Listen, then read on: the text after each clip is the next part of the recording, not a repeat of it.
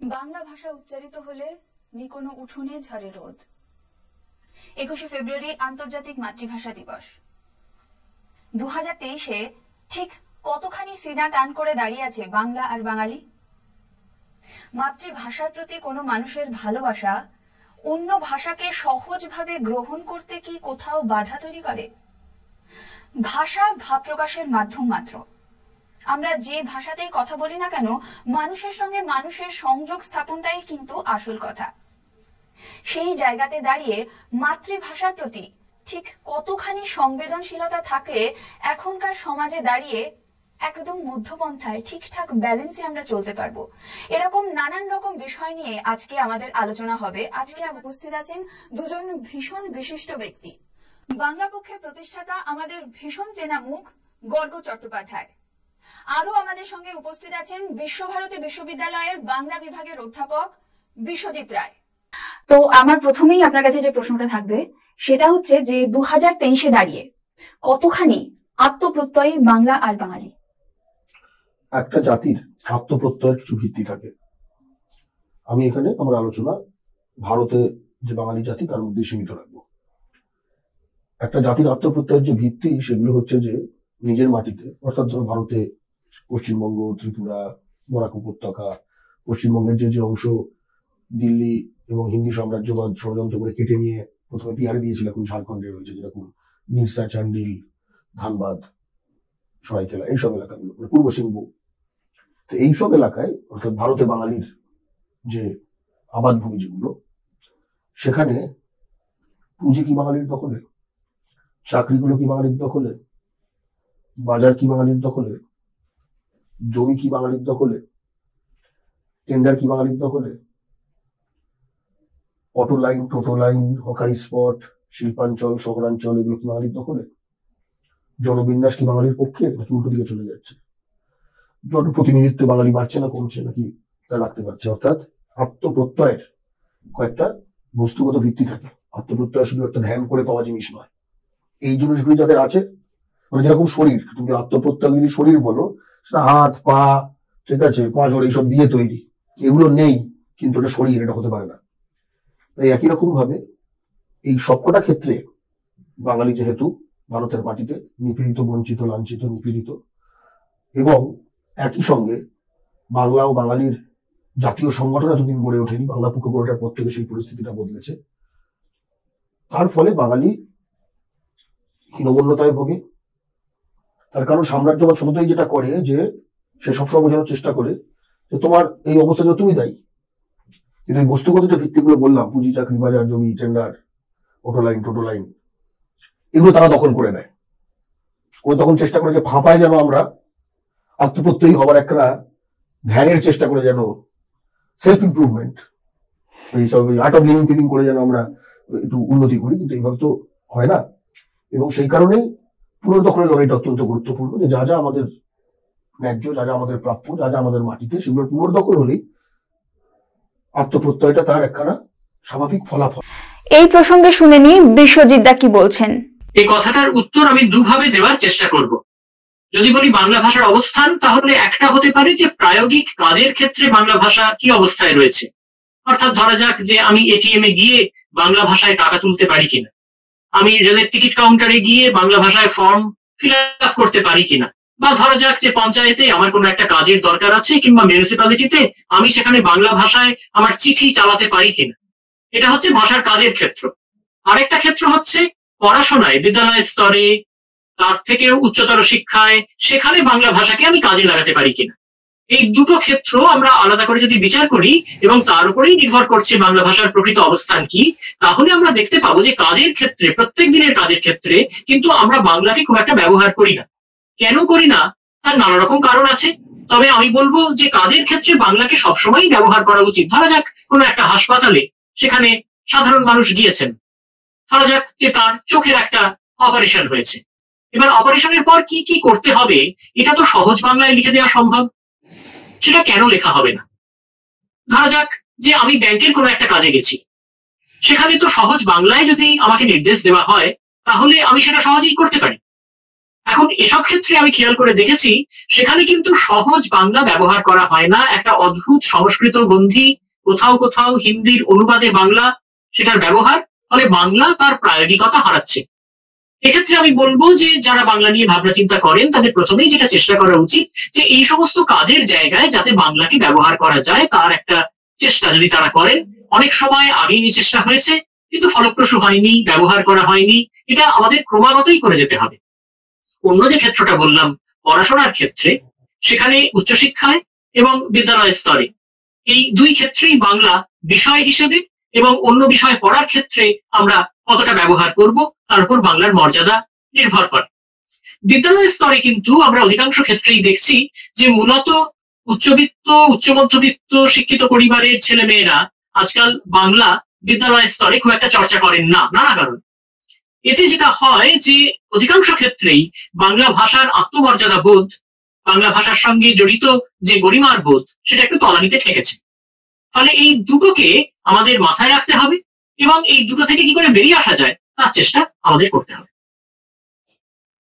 প্রথম কথা, এই যে আত্মপ্রত্যয়ের অভাব, এটা তো আজকের কথা নয়, আজকের ঘটনা নয়। আমরা যদি ঊনবিংশ শতাব্দীর দিকে তাকাই তাহলে দেখতে পাবো যে সেখানে বঙ্কিমচন্দ্র তার লোকরহস্য বলে যে বই, তাতে সেই লোকরহস্যে বাংলা ভাষার আদর বলে একটা ছোট্ট কৌতুককর লেখা আছে। সেখানে উচ্চশিক্ষিত বাঙালি তারা মনে করছেন যে বাংলা ফাংলা তাদের আসে না।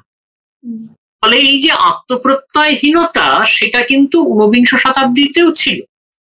এবং এই অবস্থায় বঙ্কিম, রবীন্দ্রনাথ তারা বাংলা ভাষা সম্পর্কে একটা মর্যাদাবোধের জন্ম দিয়েছিলেন। এই যে মর্যাদাবোধ তৈরি হয়েছিল সেটা অনেকদিন পর্যন্ত সুস্থির ছিল। তারপর দেশ স্বাধীন হলো, আমরা ভাঙা স্বাধীনতা পেলাম।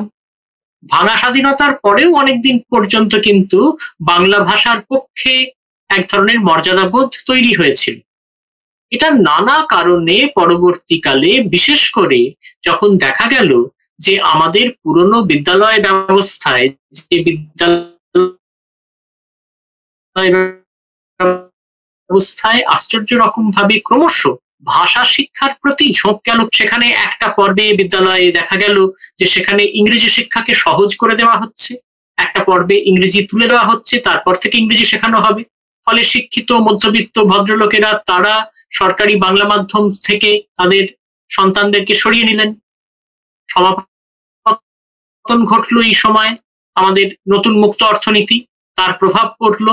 সেখানে দেখা গেল যে ইংরেজি ভাষা কাজের। এই নানা কারণে আমাদের বিদ্যালয় ব্যবস্থা, স্কুল সিস্টেম, স্কুল এডুকেশন, সেটা একেবারে ভেঙে গেল। তার ফলে আমরা আবার আত্মপ্রত্যয় বাংলা সম্পর্কে হারালাম। এটা বারে বারে ফিরে ফিরে আসছে এবং এটা শুধুমাত্র বাংলা ভাষার ক্ষেত্রেই সমস্যাটা হচ্ছে। বিভিন্ন ভারতীয় ভাষা, সেখানে এই একই কাণ্ড হচ্ছে। সেখানে একদল মানুষ যারা এক অর্থে ইন্ডিয়ার অধিবাসী, তারা ইংরেজি ভাষাকে তাদের সব ভাষার থেকে গুরুত্বপূর্ণ বলে মনে করছেন। ফলে সমস্যাটা কিন্তু শুধু বাংলা ভাষার নয়, সমস্যাটা প্রায় সবকটা ভারতীয় ভাষারই। এটা আমরা যেন ভুলে না যাই। দখল মানে আপনি বলছেন একটা সময় দখলে ছিল, সেটা কোনো একটা কারণে সেটা বেদখল হয়ে গেছে। বহিরাগতদের কারণে, কোনো একটা কারণে। এই বিল্ডিংটা যাদের দেখলাম অফিস, তাদের মালিক ফালিক রাজস্থান থেকে তো পয়সা নিয়ে আসেনি। কোনো তো একখানা ধরো বাঙালি সংস্থা, তোমরা এখানে রেন্ট দিচ্ছ, সে একটা অন্য জায়গা থেকে আসছে, এখানে দখলদারি করেছে, করে এখানে একটা ইয়ে করেছে, করে এখানে একখানা আমি বাংলা ভাষার বাঙালি জাতির কথা বলছি, তুমি সেটা শুনছো, তুমি প্রশ্ন করছো। এই পুরো প্রক্রিয়াটার জন্য যে পরিকাঠামো এবং অবস্থানটা, তার জন্য আমাকে রাজস্থানে জিজিয়া করে দিতে হচ্ছে। এটা হচ্ছে দখল। আমরা পুনর্দখল চাই। আমরা ধরো সবই বাঙালিদের চাই, সেটা স্বাভাবিক। ধরো রাজস্থানে এরকম যদি একটা বিরাট অফিস কমপ্লেক্স হতো, তাদের নানা রকম অফিস থাকতো, তোমার কোনো সেটা কোনো একটা বাঙালি বসে থাকতো, কি কোনো চ্যাটার্জি টাওয়ার, ঠিক আছে, সেখানে ঝুনঝুন আলার ফালারা ভাড়া দিচ্ছে চ্যাটার্জিকে জয়পুরে বিকালে বসে ব্যবসা করার জন্য। এটা তো স্বাভাবিক নয়। ওটা যদি ওখানে স্বাভাবিক নয়, এখানেও স্বাভাবিক নয়। ওটাকেই বলি পুনর্দখল। চাকরির ক্ষেত্রে পুনর্দখল, ব্যবসার ক্ষেত্রে পুনর্দখল, টেন্ডারের ক্ষেত্রে পুনর্দখল, জনপ্রতিনিধিত্বের ক্ষেত্রে পুনর্দখল। এসব এসব ববি হাকিম ফাকিম মেয়র হয়ে বসে আছে, গয়ার লোক। জিতেন তেওয়ারি সে আসানসোলের ইয়ে হয়েছে, শত্রুঘ্ন সিনহা বিহারী বাবু বলে নিজেকে, সে আসানসোলের সাংসদ হয়ে বসে আছে। পুনর্দখলের প্রক্রিয়াটা কি, এটা একটা প্রশ্ন। পুনর্দখলের প্রক্রিয়া খুব গুরুত্বপূর্ণ। আচ্ছা, তাহলে প্রথম দখল প্রক্রিয়া কি, খুব ডিটেলে যাবো না দখল প্রক্রিয়ায়, তবে এটুকু বলতে পারি দখল যে প্রক্রিয়া করেছে সেই প্রক্রিয়াতেই পুনর্দখল হবে, তাই না? যেটা যে খেলাটা যে নিয়মে খেলা হয়, তো বাংলা পক্ষ সেই নিয়মেই পুনর্দখল শুরু করেছে। তাতে আবার অনেকের কাজ হচ্ছে যে এগুলো তো ঠিক না, কারণ ওটা ঠিক না হলে এটা ঠিক না, আর ওটা ঠিক হলে এটাও ঠিক, যেমন দেখাবে তেমনি দেখবে, এটাই পুনর্দখলের পথ। খুবই স্পষ্ট কথা। ধরো ভাটপাড়া রিসরা থেকে শুরু করে খড়গপুরে একসময় সব বাঙালি ছিল, তো 100% বাঙালি ছিল, 90% হলো, 80% হলো, 70% হলো, 60% হলো, 50% হলো, 40% হলো। তার অনেক আগেই আবার কাউন্সিলর বদলে দিতে শুরু করেছে, আবার 20-30% হয়ে গেলে সঙ্গে বলবে আমাদের কাউন্সিলর চাই। এই প্রক্রিয়া তো যেভাবে ঘটেছে, তখন যদি কারোর কোনো সমস্যা না লেগে থাকে, এবার আমরা যদি বলি যে বাঙালি ধরো 20% নেমে এসছে, 80%, আমরা ওদের 70% করবো, তারপরে 60% করবো, তারপরে 50% করবো, তারপরে 40% করবো, তারপরে 30% করবো, তারপরে 20%। তো খুব সমস্যা হওয়ার কথা নয়, এই তো কালচক্র। আচ্ছা আচ্ছা, তো এখানেই আমার ওই প্রশ্নটা আসছে যে যে সাংস্কৃতিক আদান প্রদানের কথা বলা হয়, যে ভাষা হচ্ছে ভাব প্রকাশের মাধ্যম, তো মানুষের সঙ্গে মানুষের সংযোগ স্থাপনের একটা মাধ্যম হচ্ছে ভাষা। তো আমরা বলি যে সাংস্কৃতিক আদান প্রদানের কথা, তো যদি এরকম দাঁড়ায় যে আমরা শুধুমাত্র চাইছি বাঙালিরাই থাকুক, বা কোনো একটা স্টেটে ওড়িশাতে শুধুমাত্র ওড়িয়ারাই থাকুক, বা মহারাষ্ট্রে শুধুমাত্র মারাঠিরাই থাকুক, সেই ভাষাভাষীর মানুষই থাকুক, তো সেক্ষেত্রে কি তাহলে কোথাও কি আদান প্রদানের জায়গাটা বন্ধ হয়ে যাচ্ছে? ইউপিতে যারা যারা থাকে সব হিন্দি বলে, আদান প্রদানের সমস্যা হচ্ছে না। আমার প্রশ্নটা হচ্ছে যে ইউপিতে যারা থাকে তারা অন্য জায়গা থেকে যদি গিয়ে থাকে তারা হিন্দি বলে, কোন আদান প্রদানের সমস্যা হচ্ছে ইউপির লোকেদের? আপনার বক্তব্য হচ্ছে এখানে থাকলে তাকে বাংলাটা শিখতেই হবে। আমার বক্তব্য হচ্ছে সারা পৃথিবীর নিয়ম যা যা স্বাভাবিক সেটা এখানে স্বাভাবিক হতে হবে, পশ্চিমবঙ্গ মঙ্গল গ্রহে না। আমার কথা সেটা, আমার এখানে কোনো বিশেষ কোনো কিছু কথা বলছি না। আমরা এখানে ইউপির নিয়ম চাই, আমরা এটা বলছি। আমরা এখানে তামিলনাড়ুর নিয়ম চাই। পশ্চিমবঙ্গের নিয়মটা কি? পশ্চিমবঙ্গের নিয়ম হচ্ছে যে বহিরাগতের সঙ্গে আমি নিজের ভাষায় কথা বলবো না, হীনমন্যতায় ভুগবো, এবং হীনমন্যতায় ভুগে নিজের ভাষায় কথা বলবো না। তার কারণটা হচ্ছে হিন্দি সাম্রাজ্যবাদের জন্য হাতে ডান্ডা এবং ক্ষমতাশালী এই ধরনের যত বা পুঁজি যাদের যাদের দেখা যায়, অর্থাৎ বস স্থানীয় স্বরূপ স্থানীয় মানে করতে হয়, এরা কেউ বাংলা বলে না। ফলে তাদের সামনে আমাদের একটা যে দাস মনোবৃত্তি দশকের পর দশক ধরে তৈরি হয়েছে, এই যে সাংস্কৃতিক আগ্রাসন, সাংস্কৃতিক আগ্রাসন কখনো বিচ্ছিন্ন একটা জিনিস হয় না। এটা যখন নেয় তখন সাংস্কৃতিক আগ্রাসনটা হয়ে যায়। কারণ ধরো তোমার ধরো চেতনা, তুমি আজকে একটা মোবাইল দেখছো, রিল দেখছো, ঠিক আছে, তোমার রিলের রেকমেন্ডেশনে ধরো একটা হিন্দি উর্দু কিছু একটা আসছে, কেন আসছে? তোমার রিলের রেকমেন্ডেশন আসছে কেন? কই কোনো চীনা যে ইউটিউব দেখছে তার তো এটা আসে না, বা কোনো হিন্দুস্তানি রিল দেখছে তার তো রেকমেন্ডেশনে হঠাৎ রূপম ইসলামের ফসিলসের গান আসে না, কিন্তু তোমার কাছে তারটা আসে কেন? তার কারণ এই বাজারের ব্যবস্থাটা এবং এই কন্টেন্ট তোমার চেতনা করছে, আমার ইপসা করছে, আমার লালসা করছে, আমার লোভ করছে, আমার আত্মচেতনা করছে, সবকিছু করছে, তাই না? তো এবার সেখানে প্রশ্ন আবার সেই পুঁজির প্রশ্ন, তোমার ওখানে তোমার নিজের কন্টেন্ট দিয়ে ভরা, তোমার মানুষ কি নিজের কন্টেন্ট দেখছে নাকি তোমার মানুষ ভিউয়ার হিসেবে বহিরাগতদের ভাড়া খাটছে? কারণ এই ভিউইং টাইম হলো রেভিনিউ, স্ক্রিন টাইমটাই কিন্তু রেভিনিউ। কারণ কোনো হিন্দুস্তানি কিন্তু কোনো বাঙালি কোনো কন্টেন্ট মেকারের স্ক্রিন টাইম দিচ্ছে না, রেভিনিউ দিচ্ছে না, কিন্তু বাঙালিরা তাদের স্ক্রিন টাইম দিচ্ছে, অর্থাৎ রেভিনিউ দিচ্ছে। এটার উদাহরণটা অন্যভাবে পাবে, যেরকম ধরো বাঙালিরা দেখবে হলদিরাম বা গুপ্তা ব্রাদার্স বা বেকানের ভুজিয়া আলা এই ধরনের জিনিস কিনতে যায় মাঝে মাঝে, তো বেকানের বা হলদিরাম এরা এই পাবলিকরা কিন্তু কোনো, ঠিক আছে, শ্রী চৈতন্য মিষ্টান্ন ভান্ডারের মিষ্টি কিনতে আসে না, একই রকম বিষয়টা। বা ধরো একটা পাড়ায় ধরো একটা মুদির দোকান আছে, একটা মুদির দোকান আছে, বাঙালি মুদির দোকান যেটা সামনে এটা এটা এইসব নানা ব্যাপারেও দেখবে না, কিরে ভজুয়া কেমন আছিস, ঠিক আছে, দুটো কলগেট দিত শেষ হয়ে গেছে, এইসব করবে। ভজুয়া যে দেশ থেকে যে দেশওয়ালি গজুয়াকে এনেছে, সে কিন্তু ভজুয়ার দোকান থেকেই কিনবে, একই রকম ভাবে এই আমাদের চেতনা যখন গড়া হচ্ছে, সংস্কৃতির কথা আমরা যখন বলি, সংস্কৃতি তো ডিএনএ গত কোনো জিনিস নয়। সংস্কৃতি হচ্ছে আমরা কিভাবে বেড়ে উঠি, কিভাবে আমাদের পারিপার্শ্বিকতা দিয়ে, আমাদের পারিপার্শ্বিকতা বলতে আমাদের ঘর, আমাদের পরিবার, আমাদের তার বাইরের পরিসরে সবকিছু নিয়ে। তো যখন পুঁজি দখল হয়ে যায় তখন এই জিনিসগুলি হয়। তোমার ধরো আজকে একটা কিরম ভাবে চেতনা তৈরি হয় সংস্কৃত শুদ্ধ, ধরো একটা আমি খুব অন্তরঙ্গ একটা মনোভাবের কথা বলছি, ধরো যৌনতা, ঠিক আছে? আজকে ধরো একটা কন্ডোমের অ্যাড হচ্ছে বা একটা জাঙ্গিয়ার অ্যাড হচ্ছে, এবং দু ক্ষেত্রেই কোনো একটা তাগড়া পুরুষ দেখাতে হবে, এটা হচ্ছে মূল চরিত্রায়ন। বাঙালি ছেলেটাও জানে এবং বাঙালি মেয়েটাও জানে যে মডেলটা ওখানে দেখানো হচ্ছে এর মুখের ভাষা বাংলা না। এবার মেয়েটির মনে হবার পরিস্থিতি তৈরি হয় যে তাগড়া ছেলে মানে যে মুখে হিন্দি কথা বলে, আর বাঙালি ছেলে তার মনে হয় আমাকে যদি নিজেকে তাগড়া প্রমাণ করতে হয় তাহলে আমি একটু হিন্দি কথা এটার মতো ভাঁজ করতে হবে, আমাকে এখানে এই গোপটেন একটু এরকম করে দিতে হবে, এখানে আপনার টাইম আয়গা ফায়গা এগুলো যদি লিখে টিকে একটু ঘোরা যায়, ঠিক আছে? এইগুলো সাংস্কৃতিক আগ্রাসন আসলে একটা বিরাট পরিসরের বিষয়, কারণ এটা সাম্রাজ্যবাদের সঙ্গে একটা অবশ্যম্ভাবী ফলাফলে আসে। এবং বারবারই হিন্দি সাম্রাজ্যবাদ কথাটা বলে যাচ্ছে, তবু বলে সংজ্ঞা দেওয়া প্রয়োজন।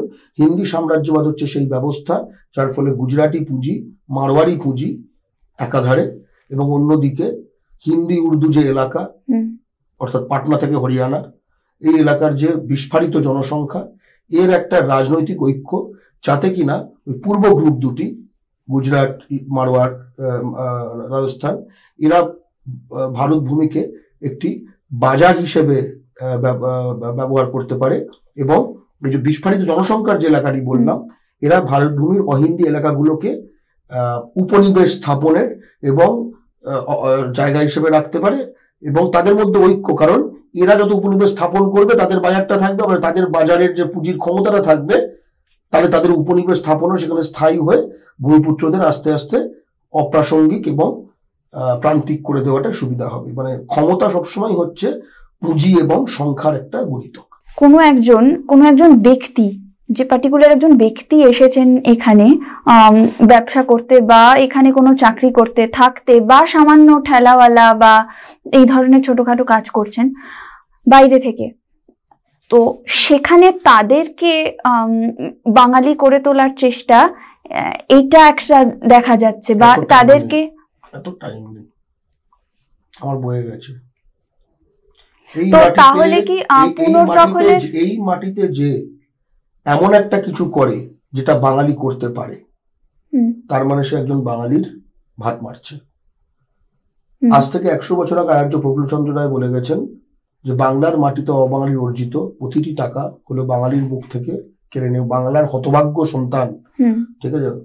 চাকরি ক্ষেত্রে অন্য ভাষাভাষীর মানুষ যদি এসে বাংলায় চাকরি পায়, তাহলে বাঙালির অধিকার কি ক্ষুণ্ণ হচ্ছে? আমি এই প্রশ্নটা নিয়ে যাব বিশ্বজিৎদার কাছে। এটা আমার মনে হয় না, তার কারণ আমি জানি যে পশ্চিমবঙ্গে অন্য প্রদেশের মানুষজন যারা, তারা কিন্তু পশ্চিমবঙ্গে এসে বাংলাটা শিখতেন।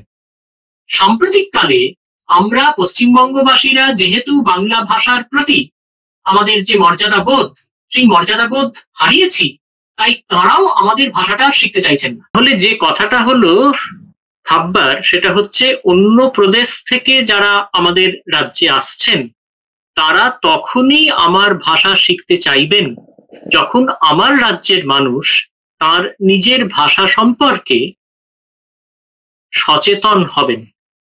অনেক দিন পর্যন্ত বাঙালিরা তাদের নিজেদের ভাষা সম্পর্কে সচেতন ছিলেন বলে অন্য প্রদেশের মানুষজন এসে বাংলা ভাষা শিখতে চাইতেন। এখন বাঙালিরাই তাদের নিজের ভাষা সম্পর্কে আর আত্মপ্রত্যয়ী নন। যেহেতু তারা আত্মপ্রত্যয়ী নন, তার ফলে তারা নিজেরা হয়তো বাংলা ভাষা বলেন না, হিন্দি ভাষা বলেন। দুজন বাঙালি পরস্পরের মধ্যে হিন্দি ভাষা বলছেন, এটা আমি হামেশাই আজকাল দেখি। এটা যদি হয় তাহলে হিন্দি ভাষী যারা পশ্চিমবঙ্গে আছেন তারা অনায়াসে হিন্দি ভাষা বলবেন, বাংলা বলবেন না। হিন্দি ভাষার সঙ্গে কিন্তু আমাদের কোনো কলহ নেই, কোনো ঝগড়া নেই। বস্তুতপক্ষে কোনো ভারতীয় ভাষার সঙ্গেই কোনো ভারতীয় ভাষার ঝগড়া নেই। প্রতিটি ভাষাই স্বতন্ত্র এবং স্বাধীন, প্রতিটি ভাষাই গুরুত্বপূর্ণ। আমি যেমন আমার ভাষাকে ভালোবাসবো, তেমনি অন্য ভাষাকে মর্যাদা দেব। আমি যে প্রদেশে থাকবো সেই প্রদেশের ভাষাটা শেখা আমার উচিত, আমার কর্তব্য।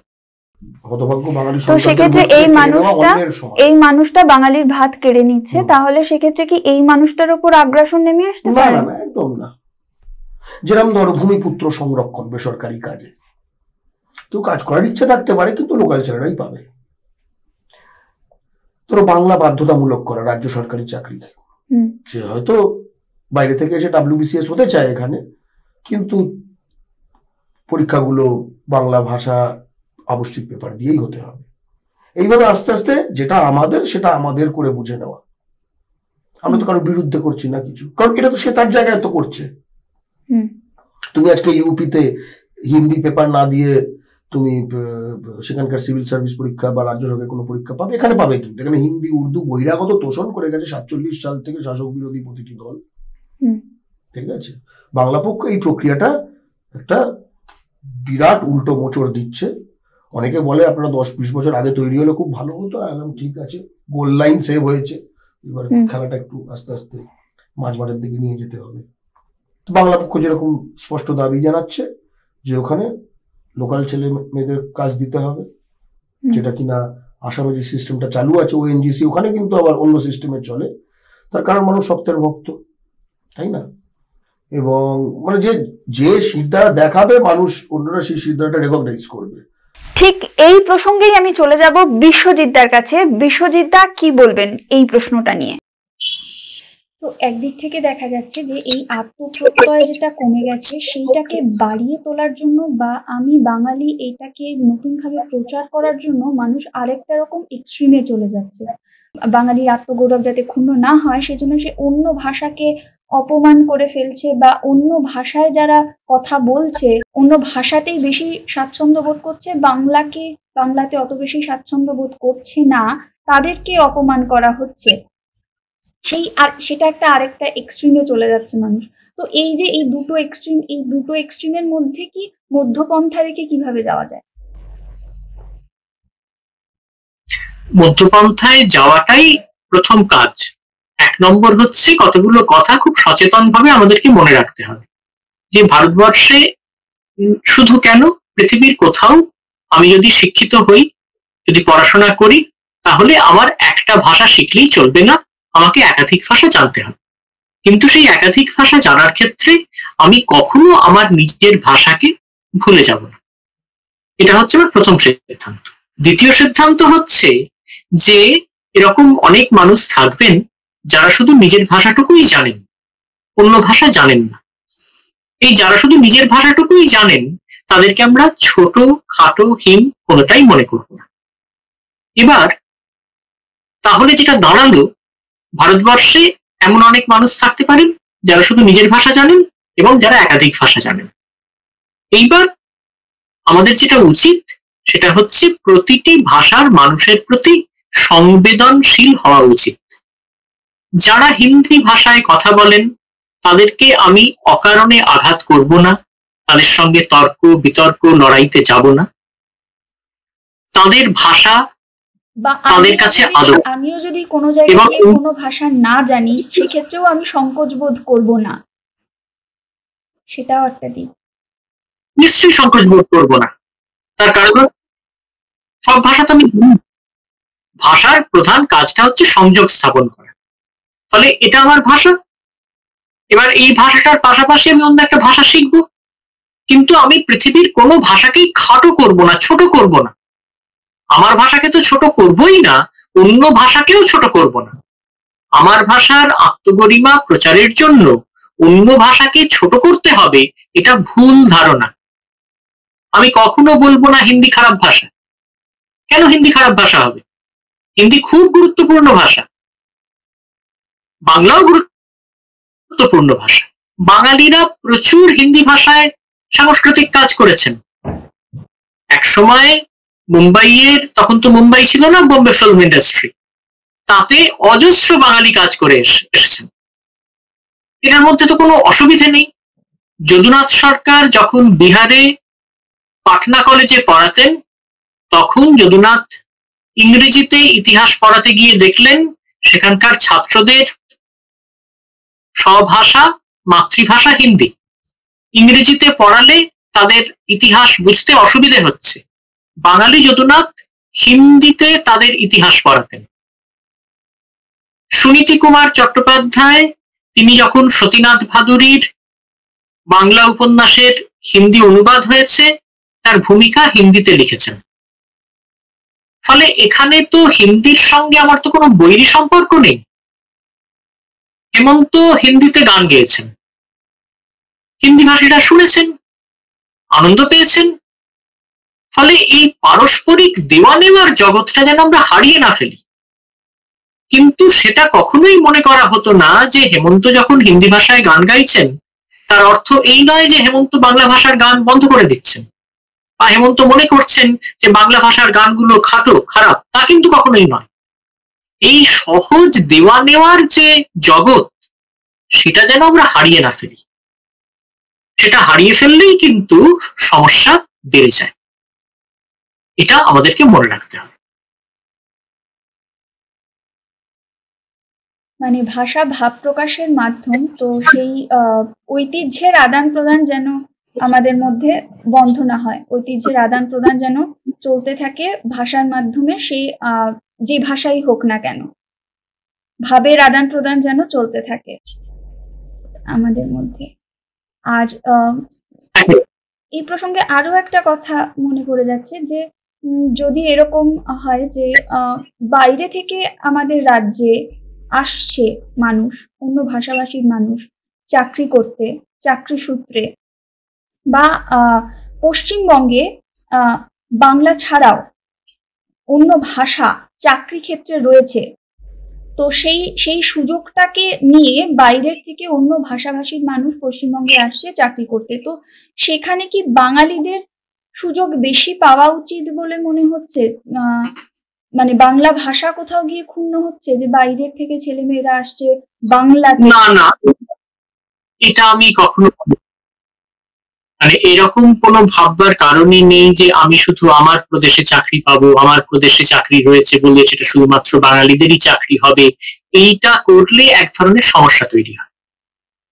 এটা এর আগেও হয়েছে, আমরা খেয়াল করে দেখেছি। যখন ইংরেজরা এদেশে ছিলেন তখন ইংরেজ শাসনে বাঙালি ভদ্রলোকেরা অন্যান্য প্রদেশে চাকরি করতে যেতেন, এবং সেই সময় দেখা গেছে যে একটা সময় সেই সমস্ত প্রদেশে বাঙালি ভদ্রলোকদের প্রতি তীব্র বিদ্বেষ তৈরি হল।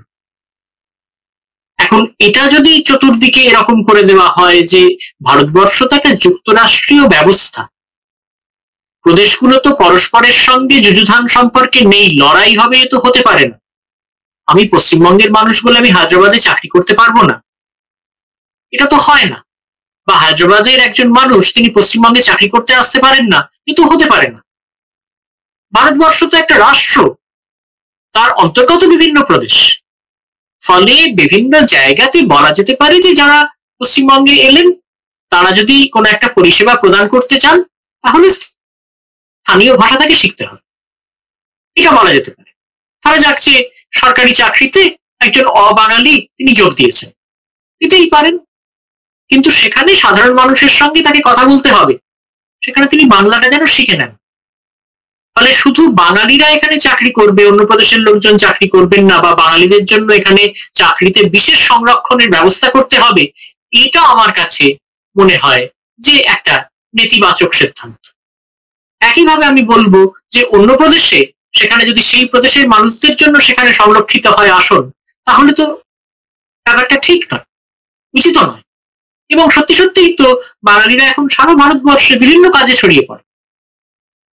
ফলে এটা আমি কিছুতেই সমর্থন করতে পারি না যে বাঙালিদের জন্য পশ্চিমবঙ্গে বেশি চাকরির ব্যবস্থা হবে, একই চাকরিতে যোগ্যতা থাকলেও অবাঙালি সেই চাকরি পাবেন না, এটা কখনোই হওয়া উচিত না। আজকে প্রথম থেকে লালা বেলা হয়ে থাকো না, দিবে আর মিলে কি দিবে আর নিবে, তো তুমি যদি ওরা যদি শুধু নিয়েই যায়, ঠিক আছে, তাহলে তো হবে না। আর অন্য অর্থ যদি শুধু দিবেই করে যায়, একতরফা দিবেই করে যায়, ঠিক আছে, একতরফা ভালোবাসাকে দর্শন বলে, তাই না? ভালোবাসা কখন বলে, মিলন কখন বলে, ঠিক আছে, দ্বিপাক্ষিক হয়, আর একপাক্ষিক মিলনকে ধর্ষণ বলে। এইটাই, এই যে নিয়ে যাবে, আমরা বলছি এখানে শোধন করতে হবে। আমাদের যে লজিস্টিক সেক্টর যেটা রয়েছে, তুমি ধুলাগড় থেকে শুরু করে তুমি কোলাঘাটের দিকে চলে যাও, এদিকে শ্রীরামপুর অব্দি চলে যাও, এত লজিস্টিক্স এর যে ফ্যাক্টরি তৈরি হয়ে গেছে, মানে নামগন্ধ নেই। খড়গপুরে এতগুলো হেভি ইঞ্জিনিয়ারিং ইন্ডাস্ট্রি হয়ে যায়, একটা 2-3 হাজার লোকে কাজ করে এক একটা, এরকম প্রায় 200-500টা রয়েছে, 200-500 সরি বলছি, 500-1000টা রয়েছে, ঠিক আছে। বাঙালির প্রায় কোনো নামগন্ধ নেই। হলদিয়া পোর্ট থেকে বাঙালিকে আউট করে দেওয়া হচ্ছে। কলকাতা পোর্ট তো মানে আউট বহুকাল ধরে কলকাতা, ওখানে বাঙালি সাদা অর্থনৈতিক, কালো অর্থনৈতিক, ধূসর অর্থনৈতিক কোনো কিছুতেই নেই। বড় বাজারে তো বাঙালির কিছুতেই নেই, রাজাবাজার বাঙালির হাতে নেই। এই রাজার হাটটা ছিল, এখন খেয়ে ধুয়ে নিয়েছে এখন, ঠিক আছে। এখন সব জায়গায় থেকে শুরু করে তুমি শিলিগুড়িতে যাও, সেখানে একই অবস্থা। তোমার বানতলায় যে আমাদের যে চর্মশিল্প, সেখানে একই অবস্থা, বহিরাগতদের সম্পূর্ণ দখল। আমি এই সেক্টরের সংখ্যা জাস্ট বলেই যেতে পারি। জুট ইন্ডাস্ট্রিটা দেখো, সেটাও একই অবস্থা। সেখানেও বলছি বেসরকারি কাজে ভূমিপুত্র সংরক্ষণ এটা কেন এত গুরুত্বপূর্ণ? এই কারণেই গুরুত্বপূর্ণ যে আমরা কারোর বিরুদ্ধে কোনো আগ্রাসন চাই না, আমরা কাউকে কোনো ঘৃণা করি না, আমরা বাঙালিকে ভালোবাসি, আমরা কাউকে ঘৃণা করি না, ঠিক আছে। আর আমাদের এত বেশি ভালোবাসা নেই যে এক্সট্রা ছলকে পড়বে। আমরা আপাতত বাঙালি আমাদের সকলকে ভালোবাসি, বাকি থাকলে তখন অন্যদের ভালোবাসা যাবে, ঠিক আছে। কিন্তু প্রথমে প্রতিটি বাঙালিকে আগে ভালোবেসে নিতে হবে। প্রতিটি বাঙালি বড়লোক হয়ে যাক, তখন সব ঘরের খেয়ে বোনের মুষ তাড়ানো যাবে। মানে আপনি বলছেন যে একমাত্র এই অর্থনীতির যে সেক্টরগুলো আপনি বললেন, এই জায়গাগুলোতে বাঙালি যদি আস্তে আস্তে এই সাম্রাজ্যবাদের বিরুদ্ধে রুখে দাঁড়াতে পারে, সেটা একটা বড় স্টেপ হবে। একদম অংশীদারিত্ব, একই সঙ্গে ভোটার লিস্টে, ঠিক আছে। আমরা যেরকম সারা ভারতে আমরা অভিন্ন মানে সর্বভারতে একটা জন্ম নিয়ন্ত্রণ আইন চাই, আমরা দেখেছি যে বিজেপি বলেও, ঠিক আছে, যে বেড়ে যাচ্ছে, আমরা বলি বেড়ে যাচ্ছে, তো কমা না। আন্তর্জাতিক মাতৃভাষা দিবসের দিনে আপনি ভারত বাংলাদেশের সমস্ত ইন্দো বাংলা টাইমস বিজনেস চ্যানেলের সমস্ত দর্শকদের উদ্দেশ্যে কি বলবেন? সাম্প্রদায়িকতা, হানাহানি, বিভেদ, নানা রকম বৈষম্য, এগুলো বাঙালির মধ্যে থেকে দূর করতে হবে। একই সঙ্গে একে অপরের রাষ্ট্রিক পরিচয়কে আক্রমণ করা যাবে না। এবং একই সঙ্গে বাংলা পক্ষের তরফ থেকে বলতে চাই যে তিস্তার যে জল, যার ফলে আমাদের গাজলডোবা থেকে গাজল, বাংলার 8টি জেলা, পশ্চিমবঙ্গের 8টি জেলা, তার সেচ এবং কৃষি ব্যবস্থা যার উপর নির্ভরশীল, এর জল দেওয়া হবে না। এবং যে ছিটমহল বিনিময়, তথাকথিত বিনিময়ের ফলে ভারত সরকার যেভাবে পশ্চিমবঙ্গের সঙ্গে শত্রুতা করেছে, বাংলাদেশকে 10,000 একর জমি দিয়ে এক্সট্রা, অর্থাৎ আমাদের এই প্রিয় মাতৃভূমি পশ্চিমবঙ্গ তার ছিন্ন করে এটা অন্য রাষ্ট্রে দিয়ে দিয়েছে। এগুলো আস্তে আস্তে এগুলো ফেরত নিতে হবে। আবার একই সঙ্গে বাংলা ভাষার জয় হওয়া দরকার, ফেরত নিতে হবে আগ্রাসনকে বাদ দিয়ে। হ্যাঁ, অবশ্যই এগুলো তো আলোচনার সাপেক্ষে, যেভাবে মানে ভারত রাষ্ট্র তো ইউক্রেন থেকেও ভারতীয়দের বাঁচিয়ে আনতে পারে। আমি নিশ্চয়ই আশা করছি যে 10,000 একর জমি তারা পশ্চিমবঙ্গের যে বিজেপি দিয়ে দিয়েছে বাংলাদেশকে, সেগুলো ফেরত আনানোর ব্যবস্থা করবে, কারণ এটা তো পশ্চিমবঙ্গের বাঙালির সঙ্গে বিশ্বাসঘাতকতা। এবং একই সঙ্গে আমরা চাই যে ভারত এবং গণপ্রজাতন্ত্রী বাংলাদেশ বাঙালিদের মধ্যে সাংস্কৃতিক আদান প্রদান এবং আইন মেনে ভিসাযুক্ত যে চলাচল, একে অপরকে চেনা জানা, নিজেদের সাংস্কৃতিক অভ্যাস, সেগুলো আরো নিবিড়ভাবে চেনা, এগুলো আরো উত্তরোত্তর হোক। এবং গণপ্রজাতন্ত্রী বাংলা অর্থাৎ পূর্ববঙ্গ, তারা নিজেদের অধিকার এক অর্থে তাদের মাটিতে বুঝে নিয়েছে। এবার আমাদের মাটিতে, আমাদের রাষ্ট্রিক পরিপ্রেক্ষিতে এই ভারতের বাঙালিকে নিজেদের অধিকার বুঝে নিতে হবে। আমি বলবো নিজের ভাষা ভালোবাসুন এবং অন্য ভাষাও ভালোবাসুন। মানুষের ভাষা সংযোগের ভাষা, চিন্তার ভাষা। বস্তুতপক্ষে মানুষের ভাষায় আমরা অজস্র বাক্য তৈরি করতে পারি, এটাই মানব ভাষার বৈশিষ্ট্য। এবং ভাষাগুলির মধ্যে ভারতবর্ষ অজস্র ভাষার দেশ। আমরা যেন এই ভাষা বৈচিত্র্যকে মনে রাখি এবং পরস্পরের ভাষার প্রতি শ্রদ্ধা দেখাতে পারি, লড়াই যেন না করি। পারস্পরিক বিদ্বেষ নয়, ভাষার আগ্রাসন নয়, নিজেদের ভাষাকে ভালোবেসে, নিজের মাতৃভাষাকে ভালোবেসে এবং অবশ্যই অপরের মাতৃভাষাকে যথোপযুক্ত সম্মান দিয়ে আমরা পারস্পরিক ভালোবাসায় বেঁধে থাকি। নমস্কার।